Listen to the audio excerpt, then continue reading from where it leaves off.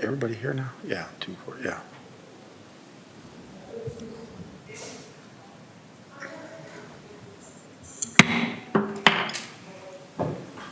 Prior to tonight's meeting, we will have an invocation offered by Pastor Curtis Johnson of New Jerusalem Baptist Church, followed by the Pledge of Allegiance. Let's pray. O Lord, our Lord, how excellent is thy name in all the earth. We thank you for this day. We thank you for this gathering. We pray that you will continue to bless these commissioners, order our steps, establish our thoughts. Bless this city of Sandusky, who you've graced for over 200 years. We ask for your guidance and your governance and your leading. In the precious name of Jesus, we thank you. Amen. Amen. Pledge allegiance to the flag of the United States of America and to the republic for which it stands, one nation, under God, indivisible, with liberty and justice for all. Mrs. Cresser, will you call the roll? Mr. Poole, Here. Mr. Harris, Here. Mr. Murray, Here. Mr. Brady, Here. Ms. Twine. Here. Mr. Meinzer, Here. Mr. Waddington. Here. Commissioners, you have before you the minutes from our meeting of May 26, 2020. What is your pleasure? Mr. Chairman, Commissioner Waddington. I move that we accept the minutes of the May 26th meeting and dispense with the formal reading. Second. Been a motion and a second discussion. Without objection, that motion will be approved, and hearing no objection, that motion is approved. Commissioners, we have a guest with us this evening, Pastor Curtis Johnson of New Jerusalem Baptist Church. I invited Pastor Johnson to join us this evening, not only to offer the invocation, but to share with us his unique perspective on the events that have gripped both this nation and, to an extent, our city over the last few weeks. As a community, we've had two very successful public responses by the way of a nonviolent protest, and we've also had a gathering of citizens collaborated by Commissioner Harris at the Jackson Street Pier. Commissioner Harris did that on his own, and we commend him for taking that initiative. It turned out to be a beautiful day and a significant event for many of our citizens. I've asked Pastor Johnson to share his views on what comes next, both for our community and for our nation. I understand that throughout our nation, people are protesting the incredible and unbelievable violence that occurred in Minneapolis on the part of a police officer. And our citizens certainly have the right to exercise their amendment for protest. My concern is protest at some point has to turn into action. If it does not, then all those efforts at protest, all those good efforts on everyone's part are wasted. So let's not waste this opportunity. I look forward to Pastor Curtis. The floor is yours.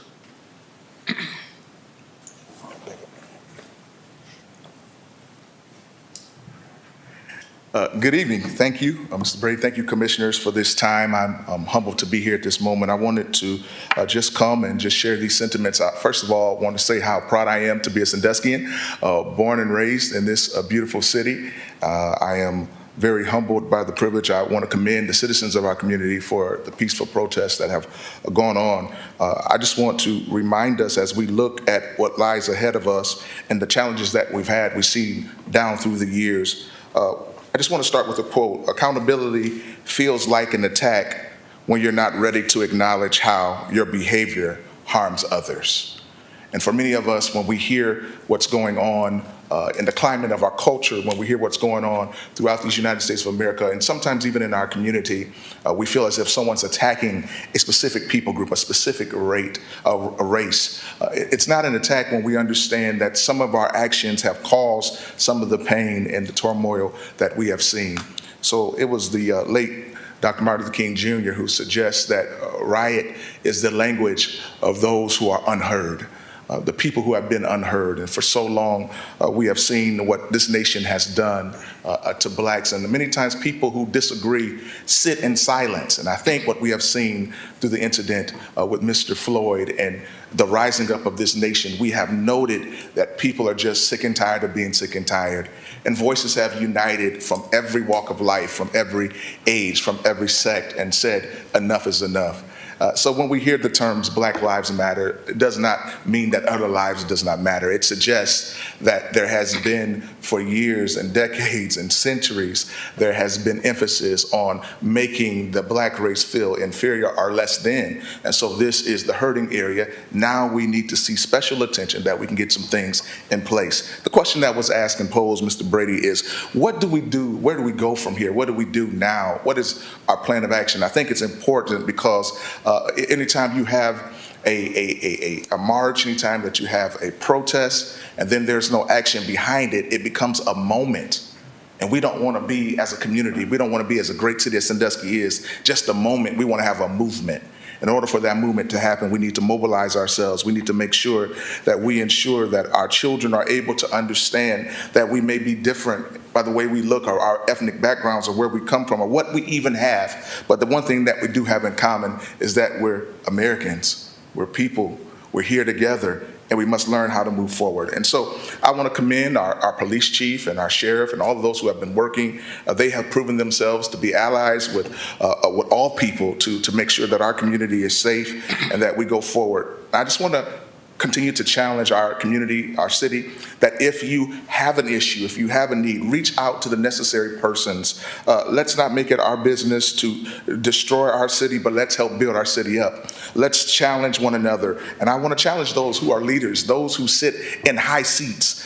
It becomes our responsibility to call out those things that aren't balanced. I mean, if I go in a room and everybody in the room looks like me, whether it's the same age or whether it's the same color, we got an issue here. We want to make sure that we are including. We want to make sure that we're working together. After all, this isn't a black America. This isn't a white America. This isn't a Mexican or Latino America. This is America, the land of the free and the home of the brave. And in order for us to do that, we must begin to understand that our differences actually make us better, because when we come together, we're not so much a melting pot, but we're able to be what I would like to call a stew. The interesting thing about a stew is you put everything in the same pot, but it doesn't lose what it is to come together to make it taste good. Like the carrots still taste like carrots. The potatoes still taste like potatoes. The roast still tastes like roast, but this stew is really good because it's better together. And that's what I want to challenge us with, Sandusky, that we don't have to try to be anything other than what we are, who we are, but we can be better together. So we can demonstrate and make sure that we are showing ethnic and cultural diversity, unity and peace and solidarity, not just in the faith-based community, but even in legislation, even in our judicial system. And we can mobilize people in our community to understand that it's important to take actionable steps to move and propel ourselves forward, to make sure that there's equal opportunities for people, regardless of their age, regardless of their sex, even regardless of their ethnicity. And so where we go from here is to make sure that we're having healthy and open conversations. And here's the key, that when we dialogue, we just can't dialogue with people who are in our sphere of influence, but we have to bring people to the table. Maybe that's people who are underprivileged and underserved. They should have a seat at the table.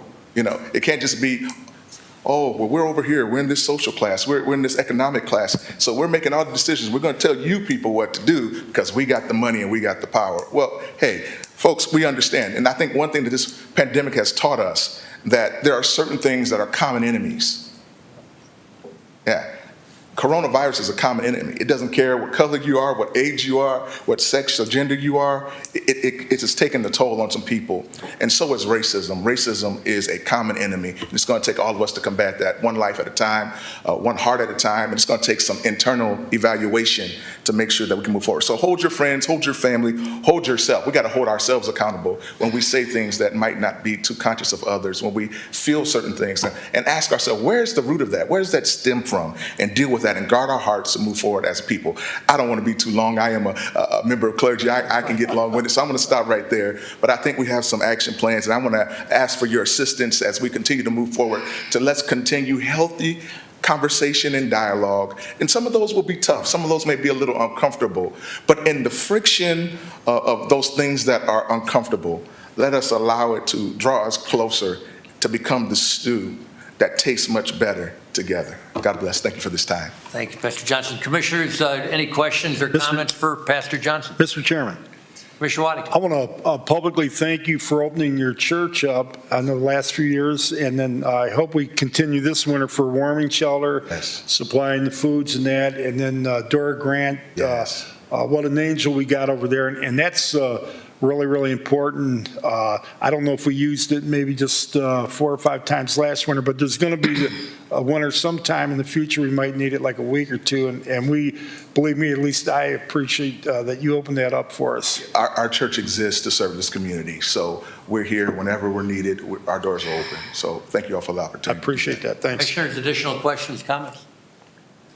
Mr. Chairman, Commissioner Poole. just like to say Pastor Johnson is my favorite speaker of all times. I always enjoy your message, and I just hope that all will take time to just take in what you just talked about, and going forward, we'll come up with some ideas and things to do moving forward that makes it become reality more. We're a great city, which is why the marches went well. I expected that. I didn't expect anything less.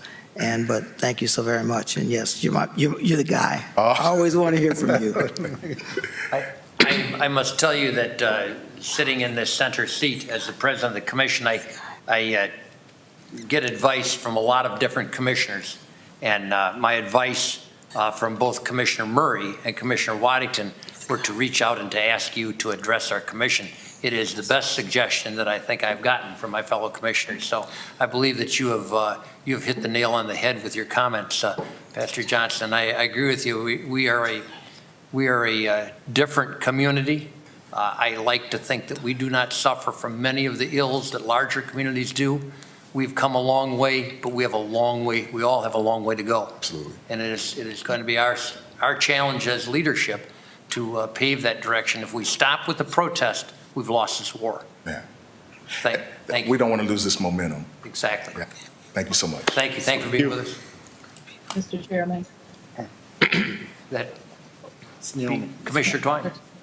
Mr. Johnson. Yes, I just wanted to express my appreciation to Pastor Johnson for taking the time to coming in and the invitation that was extended to him. He said a few things: better together, actionable steps, and hold ourselves accountable. And I take those things to heart. Those are things as leaders in the community that we will be advancing forward with, as well as Pastor Johnson's assistance in doing these things. Certainly a younger man, I would say, who has represents the people of this community very well, and not just the Black community, this community as a whole, the clergy, the young people, people of all different walks of life. So again, I appreciate him coming in to provide us some words of wisdom and some actionable steps. And then we, as was mentioned before, Sandusky is a great community.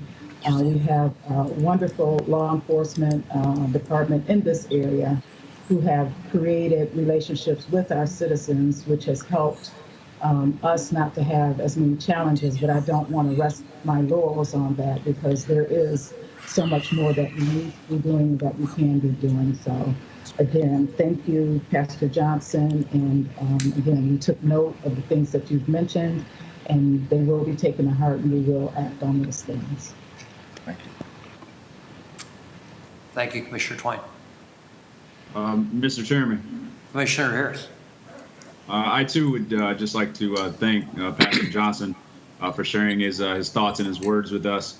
And much like Commissioner Twine alluded to, the 2 words that stuck out, not only in what it is that he said, but what the theme of yesterday was accountability and dialogue. And as I've said, over the last week or so, we must first sit down, and that's sitting down with each other and having those difficult conversations before we can actually stand up for something and ultimately stand up together. So that being said, It is. It's critical that we continue to, keep this momentum and keep trending in the right direction to just strengthen our community moving forward. So thanks again.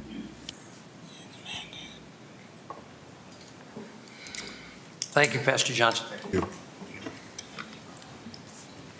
And Pastor Johnson knows that he does not have to sit through the next hour of legislation. He's permitted to skip out that door at any moment. So you're not hurting our feelings a bit. Once again, we're holding the Sandusky City Commission meeting electronically. Commissioners and staff are in attendance through a variety of electronic hookups and safe locations. We've asked our audience to submit their questions or their comments in writing to our commission clerk. We'll answer those that pertain to legislation as that legislation comes before us, as well as provide a response to any audience questions from the appropriate staff. I'd also like to acknowledge the fact that those participating in this meeting tonight are doing so with appropriate distancing. Ms. Kressler, are there any questions from the public that pertain to tonight's agenda? Mr. Brady, no, there were no email questions or comments for tonight's meeting. Excellent.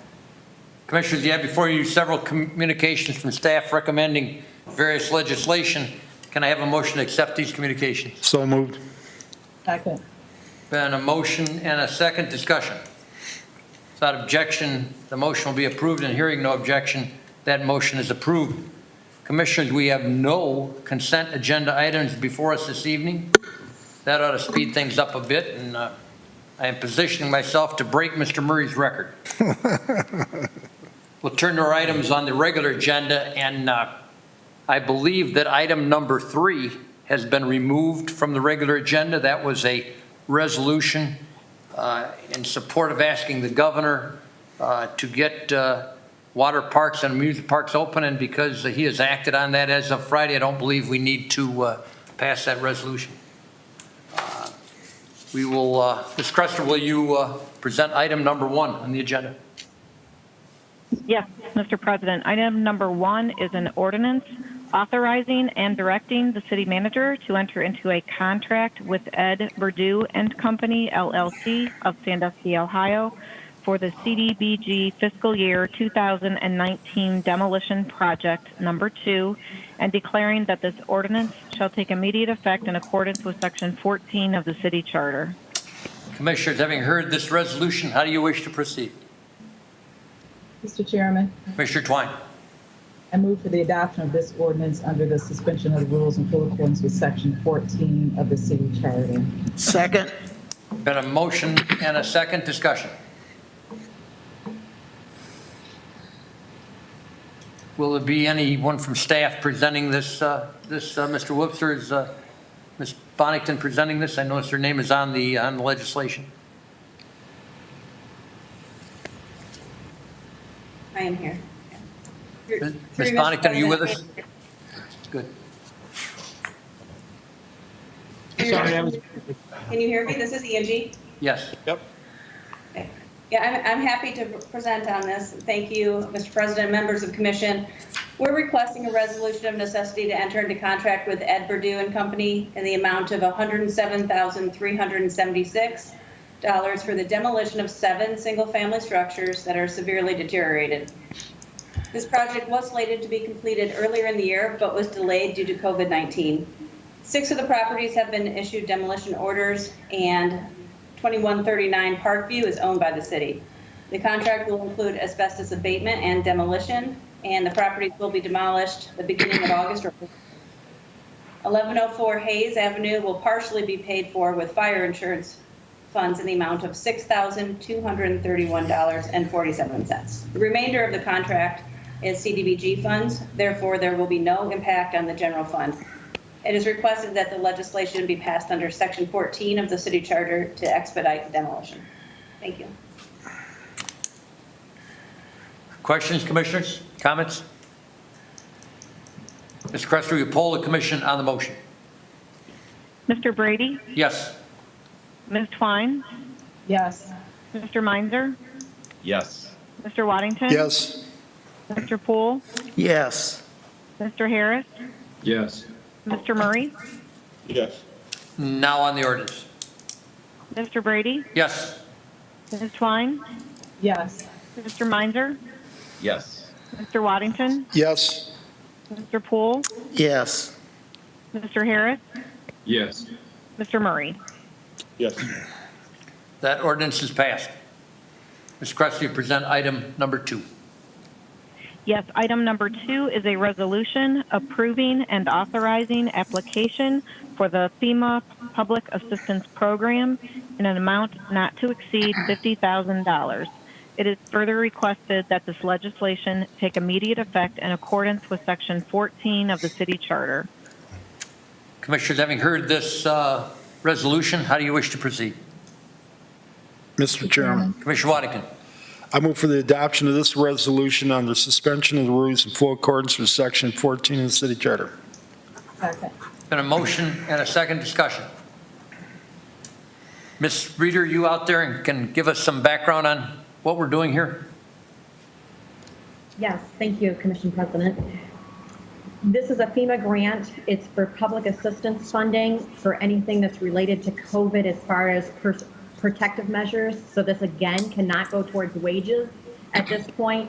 It also cannot go towards any other item that we've already requested another grant for. So like we had the Assistance to Firefighters grant for COVID that we brought to you guys, and we cannot basically double dip into that. So this FEMA grant will cover other items such as thermometers, cleaning supplies, desk shields, like the floor graphics that we've done, and masks and gloves that, you know, items that we're not budgeted for that are directly related to COVID expenses. We can ask for a 75% reimbursement from FEMA for all of those eligible expenses. Commissioners, questions or comments? I am pleased that we are, I know this is $50,000 and that is a significant amount of money. I'm pleased that we are reaching out in every direction for every dollar that we can scrape together or find. Thanks to staff for taking advantage of these things, and I hope we can continue to do that to get us through this difficult time that lies ahead of us. Ms. Cressley, will you poll the commission on the motion, please? Mr. Brady, Yes.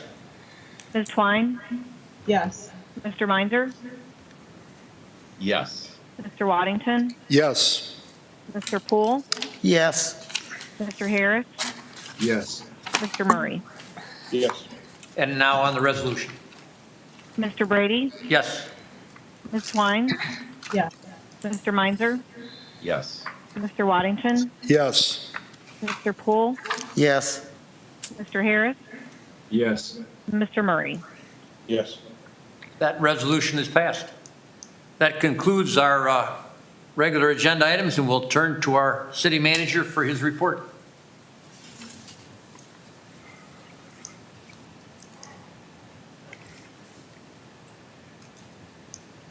Mr. Wibzer has muted his microphone and does not know that yet. Oh, there I'm you- done. How I do? That concludes my remarks for this evening. Wow, I love it. I love it. You're expecting now a motion to adjourn, I presume. I said, thank you, Commission President, Commissioners, audience, and staff. I'll start with donations. First, a donation of $100 received for the police department from anonymous donor. I'd ask for a motion to accept. So moved. Second. Been a motion, a second discussion. Without objection, that motion be approved, and hearing no objection, that motion is approved with our thanks. Thank you. Second, a donation from Amtrak to upgrade the lighting in the canopy adjacent to the platform at our Amtrak facility. The approximate cost of the fixtures and labor is $3,444. I'd ask for a motion to approve that donation. So moved. Second. Been a motion and a second discussion. Without objection, that motion will be approved, and hearing no objection, that motion is approved again with our thanks. And I'd also like to thank Nicole DeFreitas from our transit department who worked with them to secure that donation as well. And then finally, just a thank you to the following people who, in addition to volunteering their time, made in-kind donations of landscaping items such as plants, flowers, dirt, and mulch towards the beautification of several city parks and properties. The actual values of that are unknown, but the people that we want to thank specifically include Barb Manor, Chad Hepp, Jim Maloney, Jeff Crable, and the Ohio State University Alumni Association. I'm sure there will be others who have come forward, but it has been very heartening to see so many folks stepping up to offer their time during what obviously has been a difficult economic time for the city to ensure that our beautiful parks stay beautiful and well maintained. So I'd ask for a motion from the commission to thank them for their in-kind donations. So moved. Been a motion and a second discussion. Without objection, that motion will be approved. And hearing no objection, that motion is approved with our thanks for their hard work. This city runs on the backs of a lot of volunteers, and these people are part of those volunteers. So we certainly appreciate the donations of money, but we certainly appreciate the donations of time that people give us also. That is very important. Thank you. Moving on to new and old business, starting with the police department. I have a statement that I will read that is from Chief Orzak, which is that we would like to thank the community for the outpouring of prayers and support during these troubled days.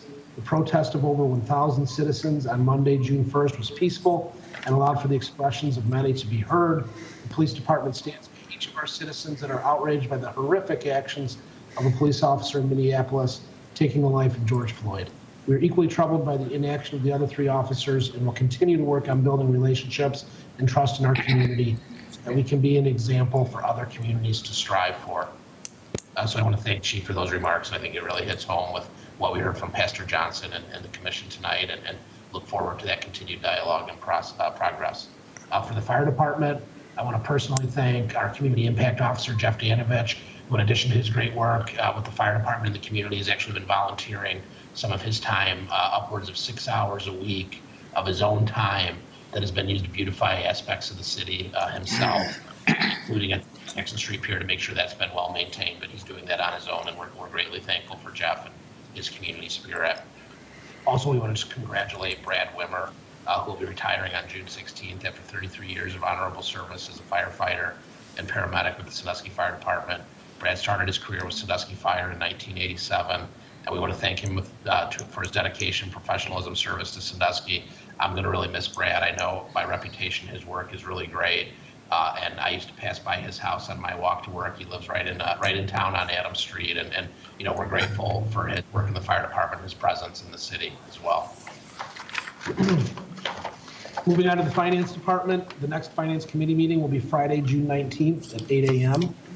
The municipal income tax filing deadline, just a reminder, that's been extended until July 15th, and that we no longer will have an employee dedicated to assisting with filing income taxes, but folks can contact Rita at 1-800-60-7482 for assistance.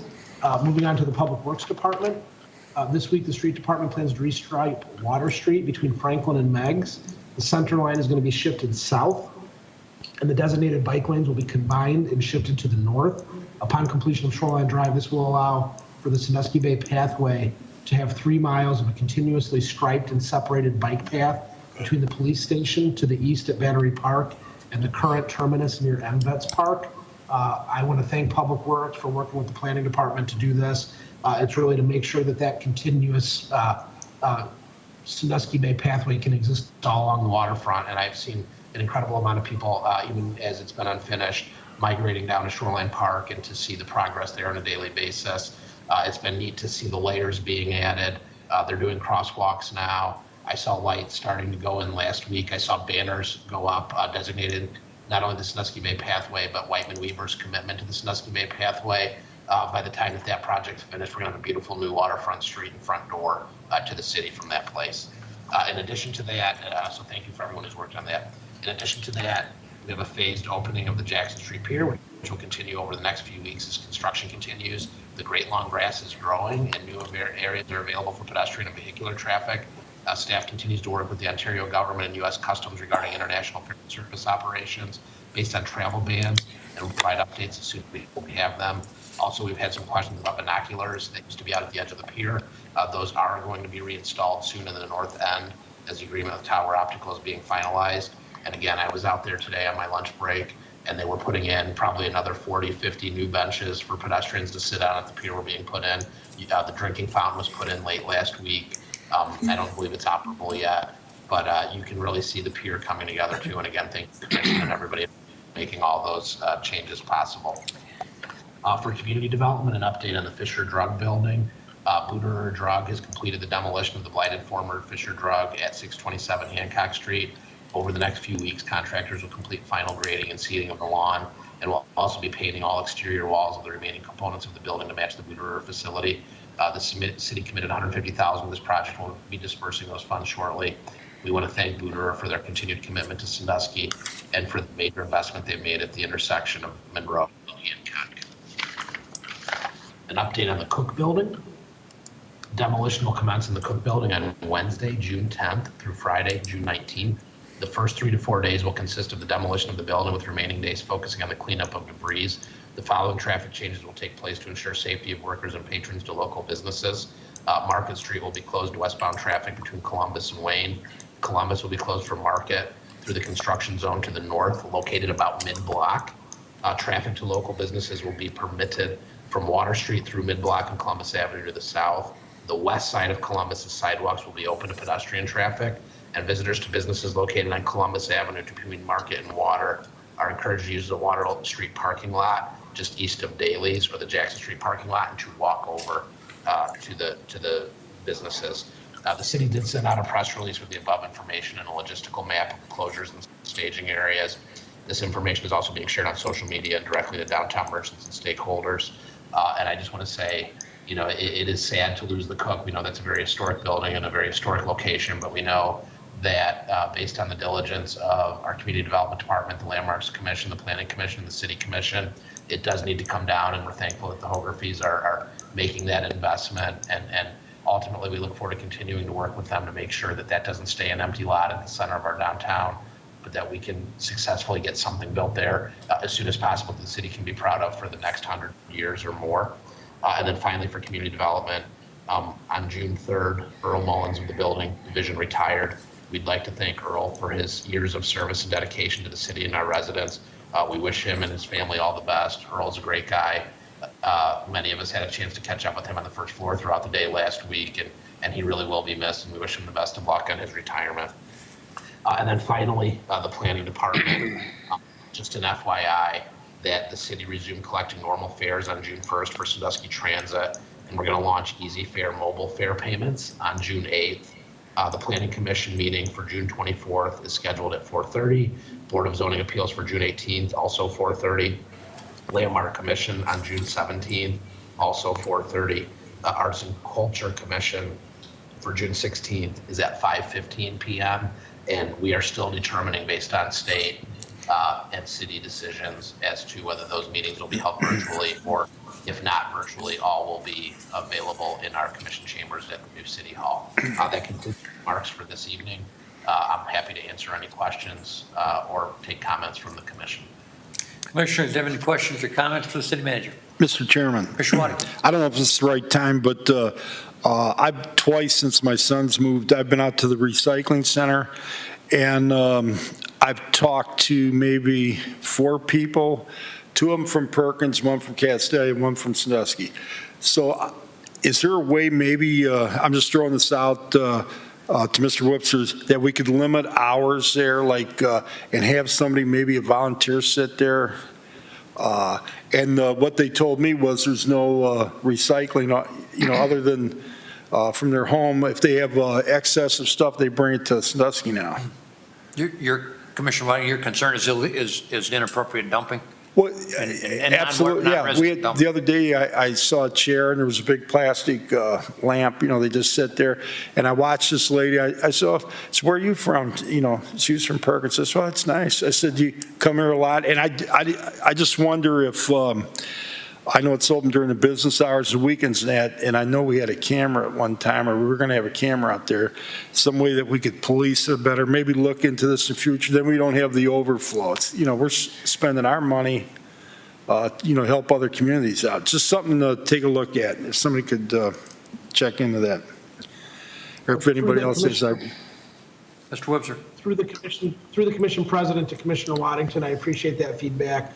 I can talk to Director Klein from Public Works. I want to make sure I know that at least at one point we were partnering with the Solid Waste District, and they were providing some funding, and they had asked for some availability to members of other communities in the county. But I don't know if that is still the case, and I can't even remember if we were able to come to terms on that at that time because we knew it would be complicated if we overwhelmed the limited sites with folks not only from Sandusky but from out of the community. So Aaron could speak to that potentially. And certainly if we are finding that we are having non-residents use it and it is exclusively a residential facility, we both can talk with Chief Orzak and figure out if there's a way for us to do some enforcement or to remind folks in any way of the fact that this is reserved because it is covered through expenses of the city of Sandusky exclusively for residents of the city of Sandusky. So I don't know if either Aaron or John want to add anything to that, but we can certainly talk internally and check back in. Thank you. Additional questions for the city manager? Mr. Wubser, my understanding is that parks are going to be reopened on the 10th, on Wednesday the 10th. Do we have any clarification on hoops on basketball? Through the commission president to Commissioner Brady, yes, we have, we're working through the details on some of the things, including like restroom facilities, but it is the top priority of Public Works, and they're working through that now, is to ensure when we start to reopen on the 10th per the governor's orders that we're allowed to do that. We're going to start with the basketball hoops. We know that that's something that we've heard a lot from, that kids are missing those opportunities and others to play on those hoops. And we're anxious to get them back out there in the parks as well. So we will be reopening parks, playgrounds, splash pads, restrooms, but we intend to start with basketball hoops as we work out the details for what we need to be doing to maintain those other facilities. Okay, thank you, Mr. Wubser. Mr. Wubser, I don't mean to catch you flat-footed with this question, but if I wonder if you could provide us, perhaps in conjunction with Ms. Reeder, provide us with just a snapshot of our financial report that we all received, I think, here a week or so ago, ending in the month of May. I know the report looks better than probably what we're going to see in the next few months, certainly. But I'm wondering if you can't just give us a Reader's Digest view of that, and then what I think might make sense is that if we have some type of a brief financial snapshot each month at a commission meeting, I think that will go to great lengths to keep all of us somewhat abreast of where we are and where the pluses and minuses and the debits and credits need to go in this accounting system that we're all going to be paying so much attention to for the next several months. And again, if you're not prepared to do that now, we'll start this next time. But if you could just share with us where we are, that'll help us. Through the commission president, certainly I can give an overview, and then I would love if Director Reeder is in the ability to provide slightly more detail than I would be able to do. And I do like the idea of a regular update at these meetings where we can talk about those numbers, particularly during these economic times. So I can talk to Michelle about that as well between meetings. But what I would say is the May financial report contained, as well as the local news, have contained two pieces of good news. And I just want to caution with one piece of difficult news. And I'd say the first piece of good news is that we've performed financially really well through May because of a lot of hard work of our department directors, of Michelle, and really holding the line on expenses. We've kept our expenses down. And in addition to that, our revenues have come in relatively strong as to what we could have seen. In fact, we're up slightly through May of 2020 as compared to where we were in May of 2019, although we are below the budget that we had projected and what we were seeing from the strong returns in the first quarter that were pre-COVID. And we have actually significantly more. I believe there's $1 million more in our reserve as of today than we had at this time last year, which is really good news. The second piece of good news is that we did get an update from the governor, as all of us know, that the reopening of the economy is now going to be inclusive of amusement parks and water parks. And we're seeing even increased activity at the Cedar Point Sports Center. And so our major tourism attractions will be allowed to come back. I know the details are still being worked out. Kalahari, which, while obviously outside of our jurisdiction, though still has a critical role on attracting visitors to the area, I believe intends to reopen as soon as possible. Cedar Point, because of the vast scaling up that they need to do to hire outside employees from the community, are probably going to take a few more weeks than that. But they, by all indications, have told me that they're hopeful to be open by late June or early July at the latest, and are doing everything that they can. And so that should mean, hopefully, that the lowest projections or the worst projections that we saw as what might be possible in our budget this year hopefully won't come to fruition. But that being said, those are the only pieces of good news that I have, because my third piece is just a reminder to the commission and to the community that we always knew we weren't going to see our budget go over the cliff, as we referred to it, until the June and July finance reports, because we aren't highly dependent, even through May, on really any tourism dollars coming in. And that includes not only admissions tax and lodging tax, but those increased income taxes that start to flow from the many thousands of employees that Cedar Point have normally hired by this time who are working, hourly and then paying local income taxes to the community. So we are still going to have a budget that is very difficult this year, even though our tourism assets are open. They're very likely to be operating with restrictions. You're going to see many fewer guests. They're going to be allowed to visit our area, which means fewer people in hotels. It means fewer people at Cedar Point. It means fewer people patronizing many of our local businesses.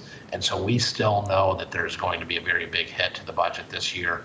That being said, due to the fact that we have done a good job controlling expenses to date, and we continue to look to identify savings in a variety of ways and continue to push for stimulus dollars, our hope is that we can watch for a time as to staffing levels, and certainly we would welcome any attrition that came at this point, but we are not looking in the immediacy to do any more layoffs, although as we see those numbers in June and July and we see how deep that impact will continue to be through August, September, et cetera, we don't know that we're out of the woods yet, but we do know that we've gotten some good news. We've performed pretty well, and we are cautiously optimistic that we can keep the budget reductions in the range that we've already seen, or at least closer to the lower end of that range than the higher end of that range. Michelle, I don't know if you would like to add any additional detail to that, but you'd be welcome to. And I look forward to your continued reports to the commission in the future as well. Through you, Commissioner President, this is Michelle. Just to reiterate what Eric said, again, we've done a good job of keeping our expenses down on the moves that we've taken already this year.